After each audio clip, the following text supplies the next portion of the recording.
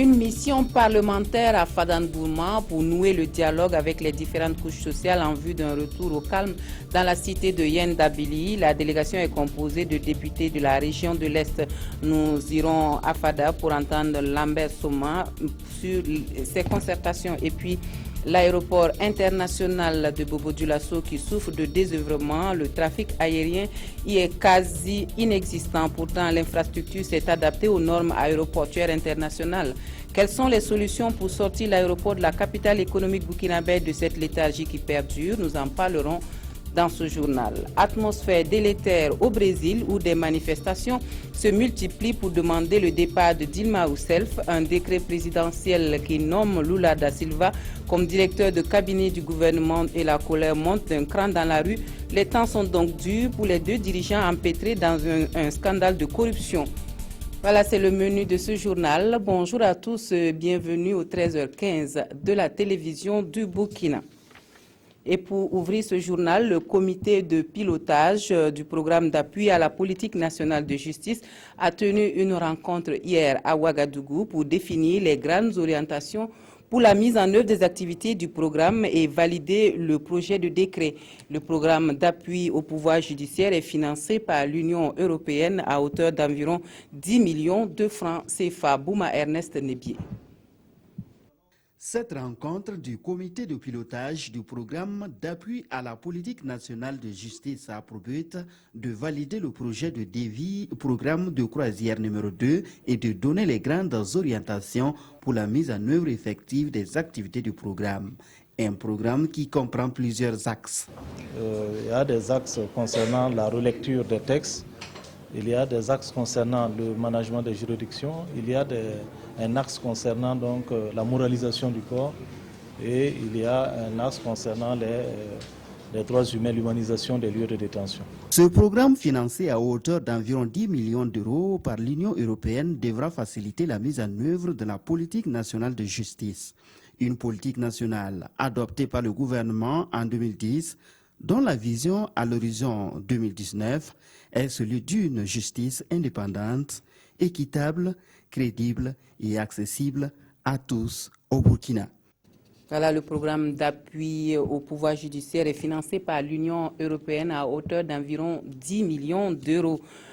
On parle maintenant de cette mission parlementaire à Fadangourma pour décrypter la tension qui règne dans la ville suite aux affrontements entre population et forces de sécurité depuis le déclenchement de la crise des groupes d'autodéfense. La délégation parlementaire composée essentiellement de députés de l'Est a eu une concertation avec les forces vives de la cité de Yendabili en vue d'un retour au calme. On fait le point des échanges avec Roger Bebamba et Lambert Soma. Venu en sapeur-pompier pour un retour au calme dans la ville de Fadangourma, la délégation des parlementaires a eu plus de 3 heures d'échange avec les forces vives. Tous les acteurs, je dis bien tous les acteurs, ils sont tous disposés à faire en sorte que la température baisse et que la province de Gourma revienne, retrouve son calme d'antan. Même s'ils reconnaissent l'apport des Kogliogo dans la sécurisation des populations, les parlementaires estiment que tout doit se résoudre dans les règles de la République. C'est une procédure. À partir de l'instant où des individus ont été incarcérés, il y a un processus judiciaire qui suit son cours. Il va falloir, sans mettre la pression sur les autorités judiciaires, laisser la justice suivre son cours jusqu'à la fin. Pour les forces vives de la région, un manque de communication est à l'origine de ces problèmes et il convient de recadrer les choses. Tout le monde est d'accord que on ne peut pas, une région multifrontalière ne peut pas abriter des Kolwego qui ne sont pas conformes à la loi. Il y a trop de risques que la population même court. Parce que je prends juste un exemple. Si une patrouille de Kolwego passe et que la gendarmerie ne peut même pas les identifier, vous imaginez que des djihadistes peuvent prendre les tenues de Kolwego et nous faire du mal. D'autres concertations sont prévues ici et à Ouaga avec un seul objectif, le retour au calme.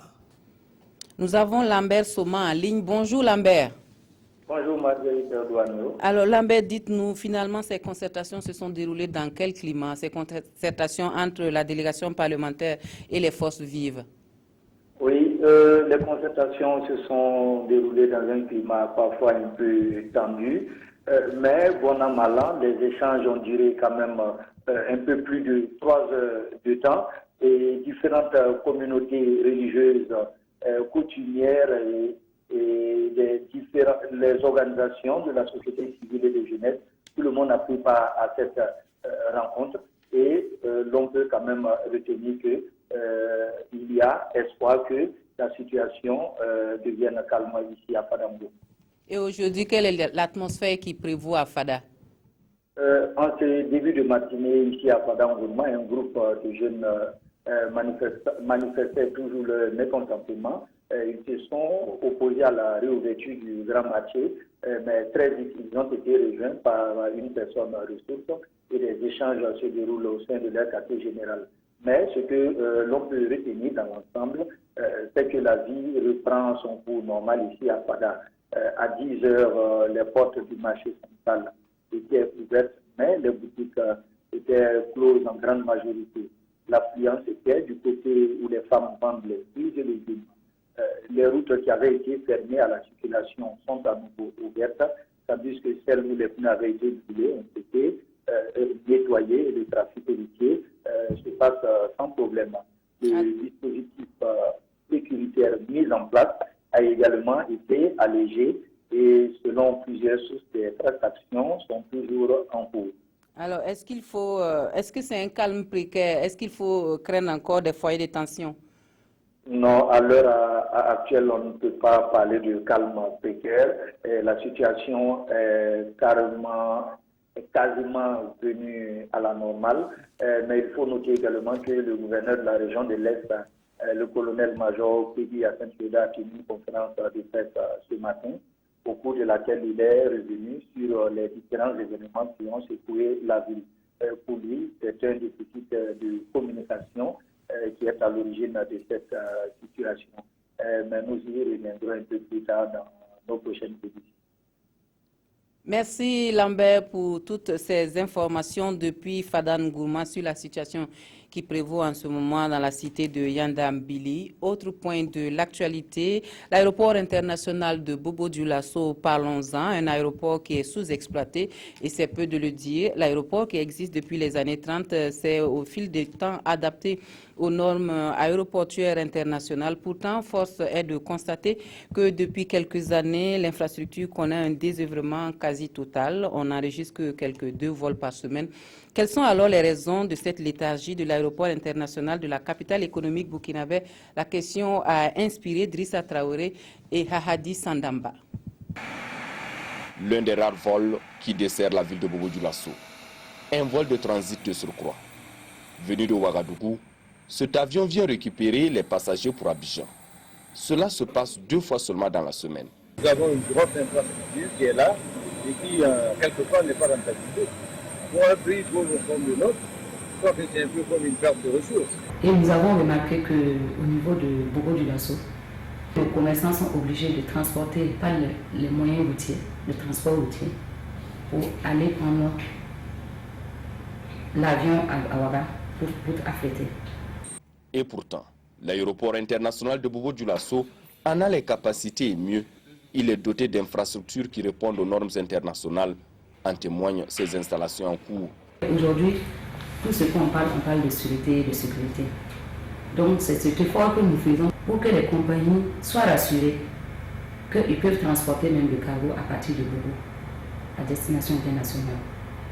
L'aéroport de Bobo dispose d'une piste de 3300 mètres contre celle de Ouaga qui est de 3009 mètres. L'aéroport est tellement grand et équipé que recevoir une seule compagnie est très insuffisant. Pour les responsables de la seule compagnie qui dessert la ville de Sia, ce n'est qu'une question de temps. Des études sont donc en cours pour mieux valoriser cette infrastructure. Il y a un certain nombre de choses à faire avec l'État. Nous avons déjà demandé à l'État, tous les vols intérieurs dans le monde sont subventionnés ou en tout cas soutenus d'une manière ou d'une autre. On prend le cas de nos pays voisins, là où les gens ont la chance d'avoir des aéroports secondaires. Les aéroports secondaires sont soutenus.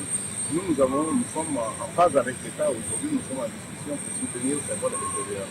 On espère rendre véritablement international l'aéroport de Bobo-Dioulasso. On espère qu'on pourra avoir des liaisons avec les autres villes comme ce que faisait dans le temps. C'est en cela que l'aéroport pourra également rentabiliser ses investissements et par la même occasion, les usagers de ce moyen de transport pourront eux aussi rentabiliser leurs affaires, surtout si le fret reprend du service. Pour bon nombre d'usagers, Bobo-Dioulasso a perdu sa place de capitale économique du Burkina Faso depuis l'arrêt du fret à l'aéroport. Les grands-mères solaires partis en Inde pour une formation sur la maîtrise des technologies de l'énergie solaire sont de retour au pays. Elles sont 7 femmes de la région du Centre-Sud à avoir bénéficié de cette formation financée par le PNUD et le programme de microfinancement du Fonds pour l'environnement.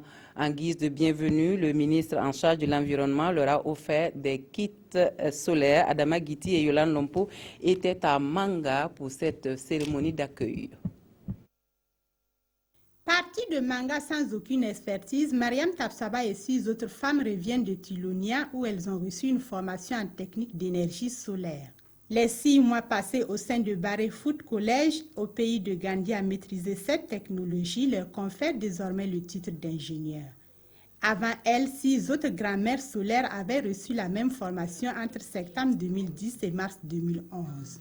Et à ce jour, grâce à un accompagnement du PNUD à hauteur de 375 millions de francs CFA, elles ont déjà éclairé plus de 1000 ménages dans 10 villages du Burkina Faso et formé une vingtaine de femmes à l'installation et à la maintenance des systèmes solaires. Il faudra encadrer ces femmes en mettant à leur disposition l'ensemble des kits nécessaires, non seulement pour vulgariser leurs connaissances, mais également un minimum pour permettre à ces femmes, en matière de revenus, de leur permettre également de pouvoir travailler. Pour rendre la formation accessible à un plus grand nombre, l'on prévoit la création d'un centre régional de formation des grands-mères solaires à Nobili, dans la province du Zunwego.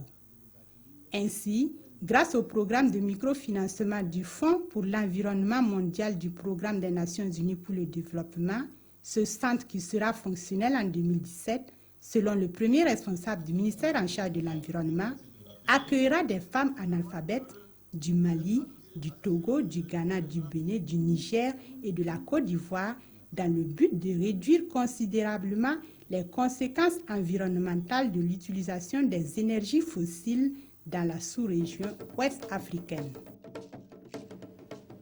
Et puis au département de l'agriculture, on veut s'assurer de la bonne exécution des activités 2015 du Comité national des semences avant d'entamer celle de 2016. Les techniciens sont réunis à Koudougou pour ce moment bilan et perspective. Kadi Sanogo. La création et l'opérationnalisation du Comité national des semences sont des mesures fortes adoptées dans le cadre de la loi portant réglementation des semences végétales au Burkina Faso. Ce comité constitue un cadre technique de concertation, d'orientation, d'exécution et de mise en application des textes législatifs et réglementaires des semences végétales. La présente session se penchera entre autres sur les manuels de procédure pour l'inscription des variétés au catalogue, la certification et la commercialisation des semences, mais aussi sur le bilan 2015 et le programme d'activité 2016 du comité. Tous ces gens-là sont réunis pour pouvoir rassembler l'ensemble des compétences nécessaires pour faire des propositions conséquentes au gouvernement, de façon à ce que la réglementation semencière puisse être mise en œuvre convenablement au Burkina Faso.